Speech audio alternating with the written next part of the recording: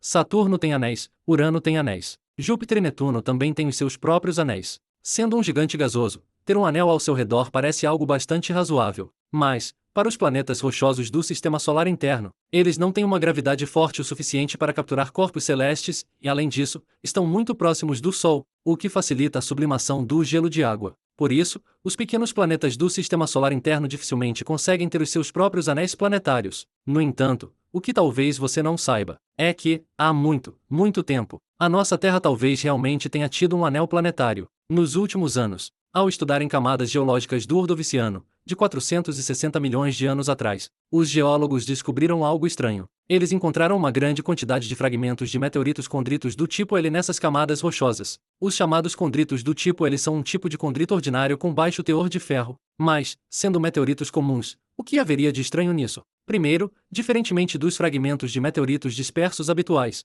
a quantidade desses fragmentos era extremamente grande, milhares de vezes superior ao normal. Isso indica que algo certamente aconteceu naquela época. Caso contrário, não teria caído de repente uma quantidade tão enorme de pedras do céu. Segundo, os 21 crateras de impacto do Ordoviciano descobertas anteriormente pelos geólogos estão todas distribuídas perto do Equador, dentro da faixa de 30 graus de latitude norte e sul. Se esses meteoritos viessem simplesmente do cinturão de asteroides, então as direções de onde teriam vindo deveriam ser de todos os lados, e as crateras deixadas pelos impactos deveriam estar espalhadas por todo o mundo. Mas todas essas crateras estão concentradas perto do Equador. Se isso fosse apenas uma coincidência pura, a probabilidade seria de apenas 1 em 40 milhões. Portanto, de qualquer forma, isso não parece obra do acaso, mas mais como se alguém estivesse lançando objetos de forma direcionada para essa região, assim como quando Júpiter foi atingido pelo cometa Schumacher-Levy 9, cujos fragmentos vieram todos de uma única direção. Com a rotação de Júpiter, eles acabaram deixando um anel de crateras de impacto no planeta.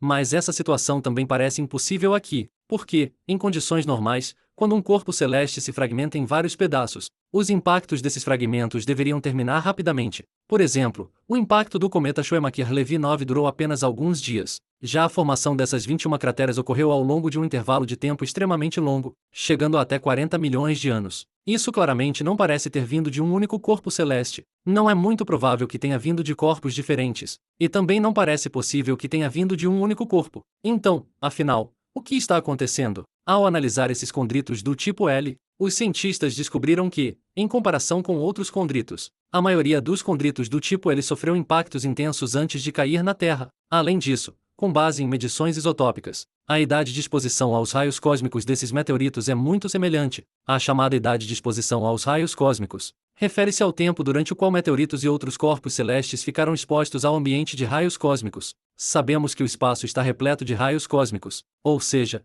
partículas de alta energia. Certos elementos no interior dos meteoritos sofrem reações nucleares sob o bombardeio dessas partículas energéticas, e produzem isótopos radioativos correspondentes. Ao medir a quantidade desses isótopos radioativos, podemos saber aproximadamente quando esse meteorito se separou do seu corpo progenitor. Se a idade de exposição aos raios cósmicos desses meteoritos é praticamente a mesma, isso indica que eles devem ter vindo do mesmo corpo progenitor, sendo de fato fragmentos resultantes da desintegração de um único corpo celeste. Mas, nesse caso, uma sequência contínua de impactos ao longo de dezenas de milhões de anos continua sem explicação. Foi então que alguns cientistas propuseram uma hipótese ousada. E se esses fragmentos tivessem permanecido próximos da Terra durante muito tempo, sem cair imediatamente? Seguindo essa linha de raciocínio, a história da Terra pode ter incluído o seguinte episódio. Cerca de 470 milhões de anos atrás, naquele momento, um pequeno asteroide do tamanho do Monte Everest, por um acaso do destino, veio em disparada em direção à Terra. Em pouco tempo, ele chegou às proximidades do nosso planeta, e passou raspando pela Terra.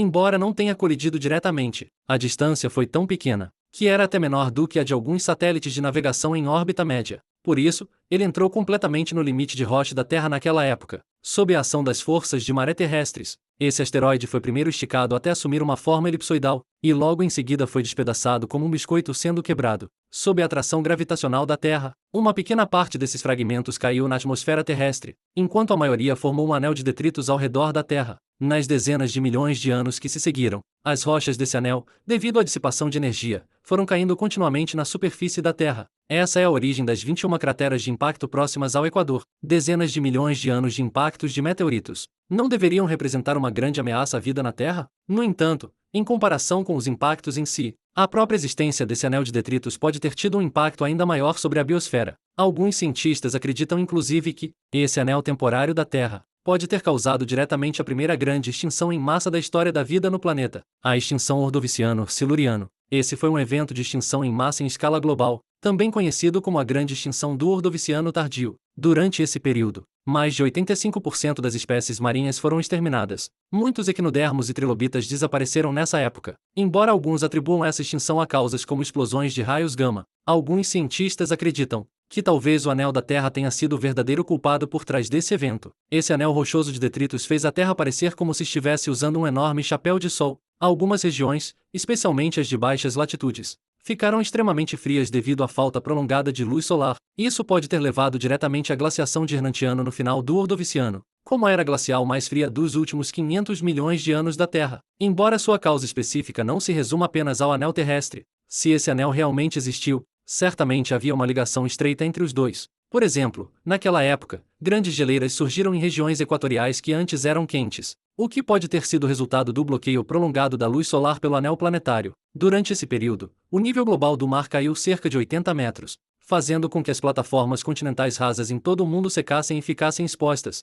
levando à extinção de um grande número de espécies marinhas rasas. No entanto, embora essa grande glaciação pareça ter sido uma limpeza radical da vida na Terra, na realidade, ela se assemelhou mais a um teste de resistência para os organismos marinhos. Embora a maioria das espécies marinhas tenha sido extinta durante esse período, o seu desaparecimento também abriu nichos ecológicos para outros organismos. Para as espécies que sobreviveram, foi realmente um caso de "o que não me mata me fortalece". Após uma longa espera de dezenas de milhões de anos, à medida que os fragmentos do anel planetário caíam gradualmente na atmosfera e queimavam, os meteoritos reduzidos a cinzas fertilizaram intensamente os oceanos. Além disso, com o desaparecimento gradual do anel planetário, a temperatura da Terra começou a subir lentamente. As geleiras em todo o mundo passaram a derreter em grande escala. Sob a erosão glacial, os solos continentais forneceram mais uma dose de fósforo aos oceanos. Com isso, as algas marinhas passaram a proliferar, resultando no aumento do teor de oxigênio na atmosfera e no surgimento de novas formas de vida. Em apenas alguns milhões de anos, a diversidade das espécies da Terra se recuperou aos níveis anteriores à extinção.